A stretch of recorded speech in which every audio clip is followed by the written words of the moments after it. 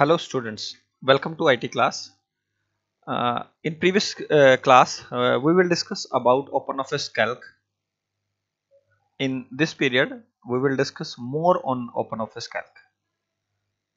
Previous class में हमने सीखा था कि कैसे हम OpenOffice Calc के अलग अलग डिफरेंट ऑप्शंस को, मेन्यूज को या फॉर्मूलाज को यूज कर सकते हैं, कैसे हम उसमें फाइंड एंड रिप्लेस कर सकते हैं। तो और इस चैप्टर में हम सीखेंगे कि कैसे हम चार्ट्स या ग्राफ क्रिएट कर सकते हैं। देखिए, बेसिकली चार्ट एंड ग्राफ जब भी हमें क्रिएट करना होता है तो हम कुछ ऐसी चीज़ों को रिप्रेजेंट करना चाहते हैं जिनका को हम ग्राफिकल मोड में या चार्ट्स के रूप में ज़्यादा इजीली समझा सकते हैं, प्रेजेंटेशन दे सकते हैं उनकी। जैसे कि मान लीजिए कोई कंपनी कार बनाती है तो उसे सेल्स की रिप्रेजेंटेशन देनी है तो वो उसको ग्राफिकल फॉर्म में दिखाएगी, या अगर हम अपने स्कूल का रिजल्ट डिस्प्ले करना चाहें पिछले 10 सालों का तो उसे हम ग्राफिकल रिप्रेजेंटेशन में ही अच्छे से जो है एक्सप्लेन कर पाएंगे। चार्ट्स के जरिए हम अच्छे से उसको समझा सकते हैं। तो चलिए शुरू करते हैं हम आपका आज का video, creating charts and graphic. तो in calc you can create graphs and charts to represent the data graphically.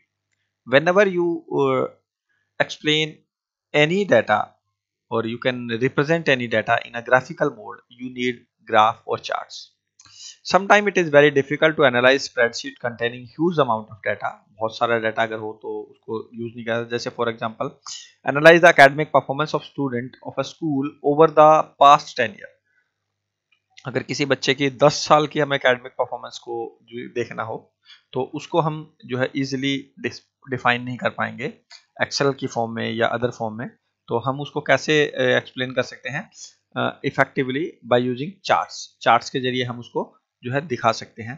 तो क्रिएटिंग चार्ट्स, कैसे चार्ट क्रिएट होंगे आज हम ये सीखेंगे। तो उसके लिए जो स्टेप्स रिक्वायर्ड है वो पहला है, select the data which is to be included in the chart, जो भी चार्ट के अंदर इंक्लूड है। एंड स्टेप 2, पहले आप एक बार इन स्टेप्स को देख लीजिएगा, उसके बाद मैं आपको इसका जो लाइव डेमो है वो भी दिखाऊंगा कि कैसे हम इसको यूज कर सकते हैं। The step 2, go to the insert menu. Insert menu में चार्ट का एक ऑप्शन होता है, आप वहां से ले सकते हैं, या फिर स्टैंडर्ड टूल बार है वहां से भी आप चार्ट के ऑप्शन पे क्लिक करके इसको यूज कर सकते हैं। तो हम दोनों ही तरीके से इसको करके दिखाएंगे, तो आप देखते रहिए इस वीडियो को।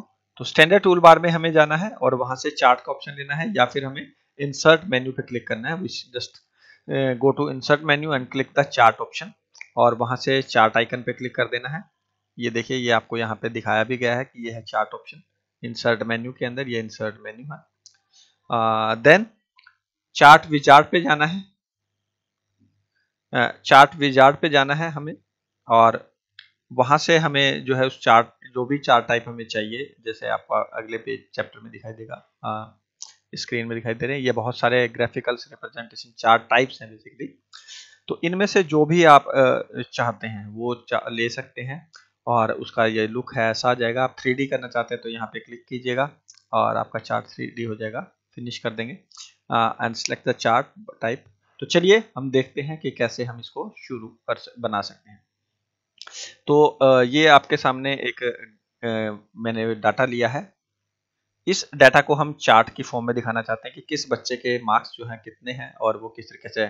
तो अगर आप स्टैंडर्ड टूल बार पे जाना चाहते हैं तो this is the standard tool bar, यह चार्ट है। आप इस पर क्लिक करेंगे तो ये आपको चार्ट मेन्यू पे ले आएगा, और आपको जो भी चाहिए, जिसका भी लुक चाहिए, आप उसको उसी में सिलेंडर चाहिए, कौन चाहिए, वटएवर जो भी आप चाहते हैं। तो आप ये देख पा रहे हैं यहाँ ऊपर चेंज हो जा रहा है, पिरामिड चाहिए, कौन चाहिए, जो वटएवर जो भी आप लेना चाहते हैं, बॉक्स लेना चाहते हैं, उस पर क्लिक कीजिए। और देन तो जैसे आप ओके पे क्लिक करते हैं तो आपका सामने ये चार्ट रिप्रेजेंटेशन के रूप में आ जाता है।